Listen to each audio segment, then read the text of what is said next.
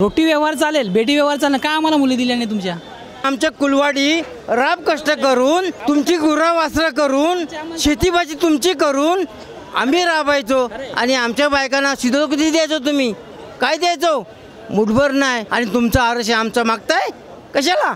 जरांगे पाटलांचं जे पहिलं म्हणणं होतं की आम्हाला वेगळं आरक्षण पाहिजे, मग त्याच्यामध्ये त्याला कोण गुरु भेटला आणि मग त्याने काय सांगितलं की आम्हाला कुणबी ओबीसी मधून पाहिजे. म्हणजे जे आमचं जे आरक्षण आहे, जे आम्हाला ओबीसी मधून जे आरक्षण भेटलं त्याच्यामध्ये त्यांना का पाहिजे? त्यांचं त्यांनी वेगळं करून देऊ की सरकारने त्यांना द्यावं ते वेगळं. आमच्या याच्यामध्ये कशामध्ये? त्यांचं असं बोलणं आहे की कुणबी आणि मराठा एकच आहे, समाज एकच आहे, म्हणून कुणबी करून ओके ठीक आहे. एक आहे, मग एवढे दिवस का झोपले तुम्ही? त्यावेळेस का बोलले रोटी व्यवहार चालेल, बेटी व्यवहार चालेल, का आम्हाला मुली दिल्या नाही तुमच्या? झालं ना, आम्ही त्यावेळेस बोला ना. त्यावेळेस तुम्ही काय बोलले की आम्ही रोटी व्यवहार चालेल, बेटी व्यवहार चालणार नाही असे म्हणाले आम्हाला, किंवा आम्हाला कुणबी म्हणून आम्हाला हे केलं, आम्ही मराठा असे दाखवलं. आता का तुम्ही आमचं उच्च दाखवलं, मग आता का आमच्यामध्ये येतात? काय आमच्यामध्ये येऊच नका ना. तुमचं तुम्ही पर्सनल घेऊ शकता, सरकारकडे मागणी करा की आम्हाला हां तुम्ही घ्या. आमच्यामध्ये का घुसता? दुसऱ्याच्या ताटामध्ये येऊ नका, बस आमचं हेच म्हणणं आहे. आणि ह्याचीच मागणीसाठी आम्ही आलो होतो. तर सरकारने जी SEBC करून एक वेगळं आरक्षण दिलं होतं, त्यांचं असं बोलणं होतं की ते चालणार नाही आणि ते आम्हाला पाहिजे पण नाही. आम्हाला OBC होऊनच आरक्षण पाहिजे. त्यांनी आता जे जरांगे पाटलांचं जे पहिलं म्हणणं होतं की आम्हाला वेगळं आरक्षण पाहिजे, मग त्याच्यामध्ये त्याला कोण गुरु भेटला आणि मग त्याने काय सांगितलं की आम्हाला कुणबी OBC मधून पाहिजे. कुणबी OBCच मधून का? तुम्हाला वेगळं घ्या ना. तुम्हाला आरक्षणच हवं असेल ना, तर सरकार तुमचाच आहे, तुमचेच मुख्यमंत्री आहेत. आत्तापर्यंत सगळे मराठेच मुख्यमंत्री झालेत, मग घ्या तुमची त्यांच्याकडनं. का आमच्यामध्ये घुसता? आम्ही कधी मागलं का तुमच्याकडं? नाही मागितलं. जे आम्हाला जे होतं ते आम्ही घेतलंय. जे आम्हाला पूर्वी आमचे पूर्वज होते किंवा माझ्या पूर्वजांपासून जे आम्हाला आरक्षण, जे आपल्या छगन भुजबळ साहेबांनी जे आरक्षण घेतलेले, तिथून जे किंवा आमच्या याच्या अजून जे आम्हाला राजश्री शाहू महाराजांच्याकडून जे आरक्षण आलेले, तिथून जे आरक्षण आहे तेच आम्ही आरक्षण घेतोय. आम्ही कधी मागलं का? जे आम्हाला होतं ते घेतलं. त्यावेळेस जे संविधानाने दिलेले आहे तेच आम्ही घेतलेले आहे. यांनी दुसऱ्या ताटातलं घेऊ नये. त्यांना पाहिजे असेल तर त्यांनी सरकारने वेगळं द्यावं.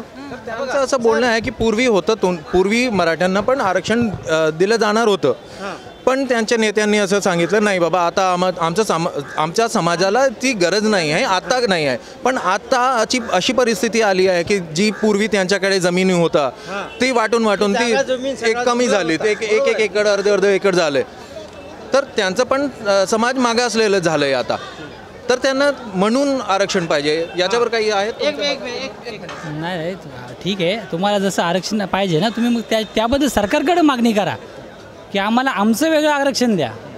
जसं आम्हाला कुणब्यांचं वेगळं आरक्षण आहे, OBCमध्ये जसं आम्हाला कुणब्यांचं वेगळं आरक्षण आहे, तसं तुमचं तुम्ही मराठ्यांना वेगळं आरक्षण घ्या ना.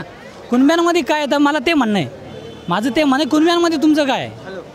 तुम्ही जर पहिल्यापासून कुणब्यांच्या याच्यात आले नाही तर आता काय येतं ह्याच्या? असं आहे.